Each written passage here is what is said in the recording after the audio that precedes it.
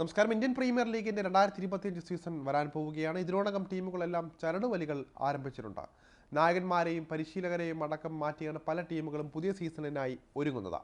മെഗാലയം നടക്കാനുള്ളതിനാൽ തന്നെ എല്ലാ ടീമുകളിലും വലിയ അഴിച്ചുപണി തന്നെ ഉണ്ടാകുമെന്ന കാര്യത്തിൽ സംശയമില്ല. പല സീനിയർ താരങ്ങളുടെയും ഭാവി ഇതിനോടകം തന്നെ ചോദ്യം ഉയർത്തുകയാണ്.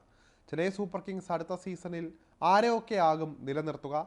അതുപോലെ തന്നെ മുൻ നായകനും ഇതിഹാസവുമായ MS ധോണിക്ക് സീറ്റ് ഉണ്ടാകുമോ എന്നതൊക്കെയാണ് എല്ലാവരും ഉറ്റുനോക്കുന്നത്. ഇനി ധോണി മറ്റൊരു ടീമിലേക്ക് പോകുമോ അതോ വിരമിക്കുമോ? അത്തരത്തിൽ ഒരുപാട് പ്രചരണങ്ങൾ വേറെയും ഇപ്പോൾ അന്തരീക്ഷത്തിലുണ്ട്. അന്താരാഷ്ട്ര ക്രിക്കറ്റിൽ നിന്ന് വിരമിച്ച താരമാണ് ധോണി. കാലിൻ്റെ പരിക്ക് തളർത്തിയിട്ടും കഴിഞ്ഞ 2 സീസണിലും കളിക്കാൻ ധോണിക്ക് സാധിച്ചിരുന്നു. അടുത്ത സീസണിലും ധോണി CSKയിൽ ഉണ്ടാകും എന്നാണ് സൂചനകളുള്ളത്. എന്നാൽ ധോണിയെ അൺക്യാപ്ഡ് താരമായി നിലനിർത്താനാണ് CSKയുടെ പദ്ധതി. അങ്ങനെ വരുമ്പോൾ സാമ്പത്തികമായി 4 കോടി രൂപയാകും ധോണിക്ക് പ്രതിഫലമായി ലഭിക്കുക. നിലവിൽ 12 കോടി രൂപയാണ് ധോണിയുടെ പ്രതിഫലം. എന്നാൽ അൺക്യാപ്ഡ് താരമാകുമ്പോൾ 4 കോടിയിലേക്ക് ധോണിയുടെ പ്രതിഫലം കുറയുകയും ചെയ്യും. 8 കോടി രൂപയോളം നഷ്ടത്തിൽ അടുത്ത സീസണിൽ ധോണി കളിക്കാൻ തയ്യാറാകുമോ എന്നതാണ് ഇനി കണ്ടറിയേണ്ടത്. അവസാന സീസണിൽ ധോണി നായകസ്ഥാനം ഒഴിഞ്ഞ് ഋതുരാജ് ഗെയ്ക്വാദിന് നായകസ്ഥാനം തിരിച്ചു നൽകിയിരുന്നു. നായകസ്ഥാനം ഒഴിഞ്ഞ ഒരു സീസണിൽ ധോണി തുടർന്ന് ഋതുരാജിനെ മികച്ച നായകനാക്കി മാറ്റാനായിരുന്നു പദ്ധതി.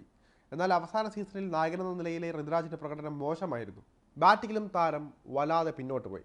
ഈ സാഹചര്യത്തിൽ ധോണി ഒരു സീസണിൽ കൂടി CSKയ്ക്കൊപ്പം തുടരാനാണ് ടീം മാനേജ്മെന്റ് ആഗ്രഹിക്കുന്നത്. ഇക്കാര്യത്തിൽ ധോണിയും അനുകൂല നിലപാടെടുത്തേക്കുമോ എന്നാണ് ഇനി കണ്ടറിയേണ്ടത്.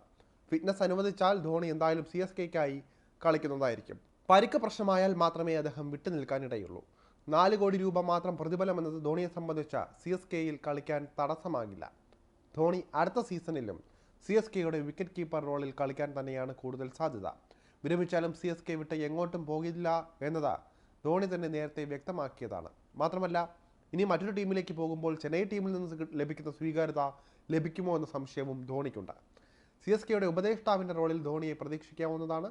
ഇന്ത്യൻ ക്രിക്കറ്റ് ടീമിൻ്റെ പരിശീലക സ്ഥാനത്തേക്ക് ധോണി എത്തണമെന്ന് ആഗ്രഹിക്കുന്ന ആരാധകരും ഏറെയാണ്.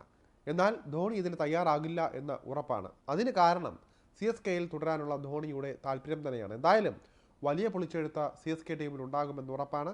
ഋതുരാജിനൊപ്പം രവീന്ദ്ര ജഡേജ, ഡെവോൺ കോൺവേ എന്നിവരെയാകും CSK നിലനിർത്തുക. മറ്റു താരങ്ങളെയെല്ലാം കൈയൊഴിയാനാണ് സാധ്യത.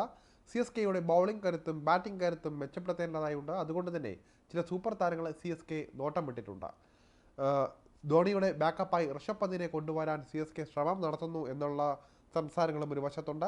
എന്തായാലും ധോണി ഏതെങ്കിലുമൊക്കെ റോളിൽ CSKയ്ക്കൊപ്പം തുടരാൻ തന്നെയാണ് സാധ്യതകൾ ഏറെയും.